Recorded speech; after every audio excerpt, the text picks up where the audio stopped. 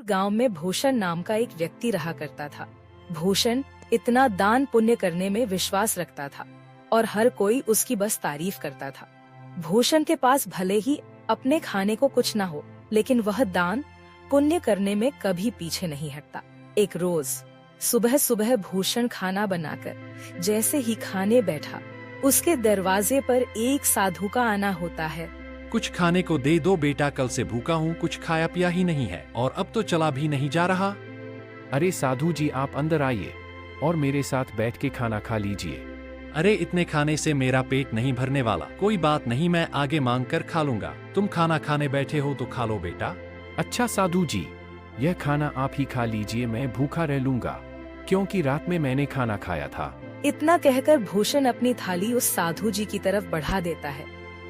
साधु जी भी खाना देखकर दोनों हाथों से जल्दी जल्दी खाने लगता है और खाना खाने के बाद साधु जी भूषण को ढेर सारा आशीर्वाद देते हुए कहते हैं, भगवान तुम्हें हमेशा खुश रखे बेटा। तुमने अपने हिस्से का खाना मुझे खिलाया है। आजकल ऐसे दानवीर लोग मिलते ही कहाँ हैं। तुम्हारा भला हो बेटा। इतना कहकर साधु जी वहाँ से चले जाते हैं, लेकिन भूषण को भी भूख लगी थी। अब वो रसोई में जाकर रसोई में रखे डब्बे को देखने लगता है, जिसमें अन्न का एक दाना भी नहीं था। चलो कोई काम देखता हूँ, कहीं से खाने पीने का बंदोबस्त तो हो जाएगा। बस उस बेचारे का पेट भर गया, मुझे बहुत सुकून मिल रहा है। अब भूषण घर से निकलता है, तभी उसे गांव का मदनलाल देखकर अपनी पत्नी से कहता है, अरे कब से यह अनाज की बोरियां अकेले ही उठा रहा हूँ। अभी भूषण को बुलाता हूँ, तुम देखना वह कैसे मेरी मदद करेगा। उसे तो वैसे भी लोगों की मदद करने का भूत सवार है। खुद भले ही जेब में फूटी कौड़ी ना हो, लेकिन बड़ा दानवीर बनता है। अब मदनलाल भूषण को आवाज लगाकर बुलाता है, अरे क्या हाल चाल है मदन भाई, सब ठीक तो है ना? ये अनाज की बोरियां खेतों से ला रहे हो क्या? अरे हाँ, खेतों से अभी 10 बोरियां और लानी है, लेकिन मैं बहुत ज्यादा थक गया हूँ। तुम थोड़ा हाथ बटा देते तो मेरा काम जल्दी हो जाता। अरे क्यों नहीं, चलो चलो, मैं आपके साथ मिलकर खेतों से आपके घर तक बोरियां पहुंचा देता हूं। बड़ा ही बेवकूफ है और इसे बेवकूफ बनाना भी आसान है। चलो इसी बहाने मेरी मदद हो जाएगी और थोड़ा आराम भी मिल जाएगा। इतना कहकर मदनलाल भूषण से अब कई सारी बोरियां खेत से घर रखवाता है, लेकिन भूषण तो भूखा था। उसे भूख भी बहुत तेज लग रही थी। अब बोरियां रखने के बाद मदनलाल भूषण से कहता है, बहुत बहुत शुक्रिया भूषण भाई। अगर तुम ना होते ना तो मुझे यह बोरियां ढोते ढोते रात हो जाती। कई घंटे बोरियां ढोने के बाद भूषण थक जाता है और अब वह उधार लाला की दुकान से राशन लेकर खाना बनाकर खाता है। अगली सुबह उसके दरवाजे पर किसी के रोने की आवाज आ रही होती है। भूषण नींद में होता है और दरवाजा खोलता है तो देखता है उसका पड़ोसी बिरजू अपनी पत्नी को पीट रहा है। अरे अरे बिरजू, तुम अपनी पत्नी को इस तरह क्यों मार रहे हो? अरे क्यों न मारूं मेरी पत्नी, मेरी मर्जी। तू कौन होता बीच में बोलने वाला? देख बिरजू, ऐसे सुबह सुबह मारपीट करना सही बात नहीं है। पूरे गांव के लोग इकट्ठा होकर यह सब देख रहे हैं, यह अच्छा है क्या? अरे भूषण बेटा, तू भी किसे समझा रहा है? इसे समझाना मतलब अपना सिर दीवार पर मारने वाली बात है। जरूर सुबह सुबह चमेली से पैसे मांगने के लिए लड़ रहा होगा। पीने को पैसे नहीं होंगे ना इसके पास। अरे बुढ़िया चुप कर, ज्यादा बोलने की जरूरत नहीं है। आजकल के बच्चों को तो अपने से बड़ों से बात करने की तमीज ही नहीं है। अरे मैं तो तेरी माँ की उम्र की हूँ और तू है कि मुझसे बदतमीजी से बात कर रहा है। लेकिन मैंने तो नहीं कहा आपको कि मेरे बीच में बोलने के लिए। इतना कहकर बिरजू फिर से अपनी पत्नी चमेली को मारने लगता है, लेकिन भूषण से यह सब देखा नहीं जाता और वह बिरजू का हाथ पकड़ लेता है और उसे एक जोरदार तमाचा लगाता है। यह देखकर सारे गांव वाले ताली बजाने लगते हैं। बिल्कुल ठीक किया यार, इसी के लायक है। अरे अपनी पत्नी पर हाथ उठाता है और खुद को मर्द समझता है। गांव के ढेर सारे लोग ये तमाशा देख रहे होते हैं। उनमें से एक औरत भूषण से कहती है, आप सच में बहुत नेक दिल के हैं, हर किसी की मदद करते हैं, हर किसी का भला चाहते हैं। हम गांव वाले बस आपसे इतना चाहते हैं कि अगला हमारा सरपंच आप ही हो। अरे क्या बात कही है तूने? यह बात तो काफी समय से मैं दिल में दबाए बैठी थी। अरे हाँ हाँ बिल्कुल, भूषण भाई गांव का सरपंच बनेंगे तो गांव में विकास होगा, तरक्की होगी। उस सज्जन सिंह के पास तो गांव के लोग जाने से भी डरते हैं, और रही उसे कुछ कहने की बात तो कोई भी उसके सामने मुंह नहीं खोल पाता। भूषण हर किसी की हर तरह से मदद करता था, जिस वजह से गांव के लोग भूषण को अपना अगला सरपंच बनाने का फैसला करते हैं। अब सरपंच तक यह बात पहुंचती है। सरपंच तिलमिला उठता है। क्या भूषण की इतनी हिम्मत खाने को लाले पड़े हैं, लेकिन सरपंच बनने का सपना देख रहा है। इसे तो मैं छोड़ूंगा नहीं। अरे हाँ मालिक, और तो और गांव वाले कह रहे हैं कि चाहे कुछ भी हो जाए, सरपंच तो भूषण ही बनेगा। अब आपको ही कुछ करना होगा, वरना भूषण आपकी गद्दी लेकर ही मानेगा। सरपंच अब सोच में पड़ जाता है कि वह ऐसा क्या करे जिससे उसके रास्ते का कांटा भूषण हमेशा हमेशा के लिए इस गांव से चला जाए। अगले चुनाव में गांव के लोग भूषण को सरपंच बना देते हैं। अब ऐसे ही कई दिन बीत जाते हैं और जब राशन देने की बारी आती है तो सरपंच बड़े ही चालाकी के साथ राशन में मिलावट करवा देता है, जो भूषण को बिल्कुल पता नहीं चलता।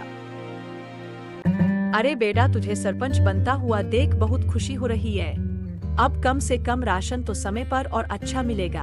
अरे हाँ हाँ, सब कुछ अच्छा ही होगा। आप लोगों ने इतना विश्वास करके मुझे इस गांव का कार्यभार संभालने का जिम्मा दिया है और इसे मैं अच्छे से निभा सकूं, बस यही दुआ करिएगा। हाँ, अब गांव में विकास और तरक्की आने से कोई नहीं रोक सकता।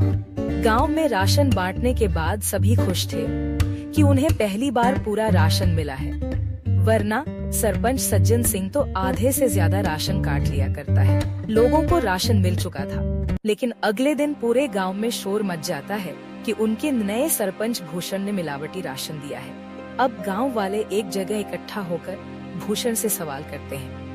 हमने तुम पर विश्वास करके तुम्हें गांव का सरपंच बनाया और तुमने हमारे साथ ही विश्वासघात किया भूषण। बेटा, मुझे तुझसे यह उम्मीद नहीं थी। अरे राशन में मिलावट करके क्या मिला तुम्हें? तुम तो गांव के लोगों का हमेशा से भला चाहते थे, तो भला फिर राशन में मिलावट क्यों किया? इतना मिलावट तो सरपंच जी भी नहीं करते थे। हमने तुम्हें सरपंच बनाकर गलत फैसला दे लिया। बिल्कुल ठीक कह रही है कलावती काकी, अभी के अभी तुम इस गांव से निकल जाओ। तुम इस गांव में रहने के लायक ही नहीं हो। ये सारी बातें चल ही रही होती हैं कि तभी वहाँ सरपंच आ जाता है। अरे हाँ हाँ, इसे अभी के अभी गांव से निकाल दिया जाए। इस पर विश्वास करके तो हमने बहुत बड़ी गलती कर दी है। अब भूषण को गांव वाले गांव से निकाल देते हैं। सरपंच और उसका नौकर बहुत खुश थे, क्योंकि यह सब किया धरा तो उनका ही था। अब गांव से निकलने के बाद भूषण काफी दूर आ जाता है। वो थक कर एक पेड़ के नीचे बैठकर गांव वालों के बारे में सोचने लगता है। जिन गांव वालों का मैंने इतना साथ दिया, खुद से पहले उनके बारे में सोचा, आज उसी गांव ने मुझे निकाल दिया। अरे राशन में मिलावट भला मैं क्यों करूंगा, और अगर मैंने गांव वालों के राशन में मिलावट नहीं की है तो फिर यह सब जरूर सरपंच का काम है। कोई बात नहीं, मेरे इतना कहने पर भी गांव वालों ने मेरा साथ नहीं दिया, मैं इसे कभी नहीं भूलूंगा। इधर सरपंच फिर से अपनी चाल चलता है और गांव वालों का विश्वास जीत लेता है। गांव वाले एक बार फिर सरपंच सज्जन सिंह को अपना सरपंच मानने के लिए मजबूर होते हैं, क्योंकि उन्हें भूषण भी धोखेबाज लगता है। ऐसे ही धीरे धीरे महीना बीत जाता है और भूषण का कहीं अता पता ही नहीं था। एक रोज सरपंच का नौकर जंगल के रास्ते घर आ रहा होता है। तभी वह दो आदमी को बातें करते हुए सुनता है, जो भूषण के बारे में बात कर रहे थे। अब वो नौकर घबराता हुआ घर पहुंचता है और सरपंच से कहता है, मालिक, मैंने दो लोगों को आपस में बातचीत करते हुए सुना है। वो दोनों भूषण के बारे में बात कर रहे थे। वो जंगल में जो झोपड़ी है ना, उसी में भूषण आत्महत्या कर लिया है, और यह करीब एक सप्ताह पहले की बात है। क्या इसका मतलब मेरे रास्ते का कांटा अब हमेशा हमेशा हमेशा के लिए मेरे रास्ते से हट गया है? चलो अच्छा है। और तो और मालिक, यह बात तो गांव वाले भी जानते हैं। न जाने उन तक यह बात किसने पहुंचाई। हो सकता है उन्हीं लोगों ने पहुंचाई हो जो बात कर रहे थे। अरे गांव वाले बहुत ही मतलबी हैं।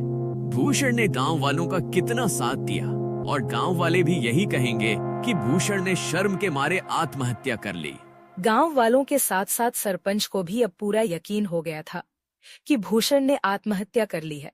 लेकिन कुछ दिनों बाद भूषण सरपंच के दरवाजे पर पहुंचता है। शाम का समय था, चारों तरफ अंधेरा छा रहा था। सरपंच अपने नौकर को आवाज लगाकर कहता है, अरे सामने देख, जरा कोई खड़ा है क्या? मुझे तो ऐसा लग रहा है कि सामने भूषण है, मतलब भूषण का भूत। मालिक, ये भूषण का भूत ही लगता है। ये आपसे बदला लेने आया है। मैं तो चला यहाँ से, मुझे भरी जवानी में नहीं मरना। मेरे 4 बच्चे हैं और 2 बीवियां हैं। सरपंच का नौकर इतना कहकर वहाँ से दुम दबाकर भाग निकलता है। भूषण जैसे जैसे आगे बढ़ रहा था, सरपंच पसीने से तरबतर हो रहा था। वहीं रुक जा भूषण का भूत, तुझे क्या चाहिए? मैं तुझे सब कुछ देने के लिए तैयार हूँ, अपना घर, जमीन, पैसा, लेकिन मुझे मारना मत। मैं तुम्हें नहीं छोड़ूंगा। तुमने मुझे बदनाम किया है। अब तुम ही यह सच गांव वालों के साथ सामने बोलोगे, वरना मैं तुम्हें मार डालूंगा। अरे हाँ, मैं गांव वालों के सामने सच को बोलने के लिए तैयार हूँ, लेकिन मुझे मारना मत। अब सरपंच रात के समय ही गांव वालों को इकट्ठा करके सबके सामने सच को बोलता है कि उस दिन राशन में मिलावट उसने और उसके नौकर ने की थी। आप लोग भले ही मुझे भूत समझ रहे हो, लेकिन मैंने अपने आत्महत्या की खबर झूठी फैलाई थी ताकि मैं चोर को पकड़ सकूं, और चोर आप सभी के सामने है। मैंने हमेशा लोगों का भला किया, तभी तो आप लोगों ने मुझे इतने सम्मान और प्यार के साथ दानवीर कहा। भाई, मुझसे गलती हो गई, मुझे माफ कर दो। मैं तुम्हारे आगे हाथ जोड़ता हूँ। अब उसी वक्त गांव वाली सरपंच को गांव से निकालकर सरपंच की जगह भूषण को गांव का सरपंच बनाते हैं और भूषण से माफी मांगते हैं कि वह सरपंच की बातों में आ गए थे और उन्होंने बिना सोचे समझे उसे गांव से निकाल दिया था।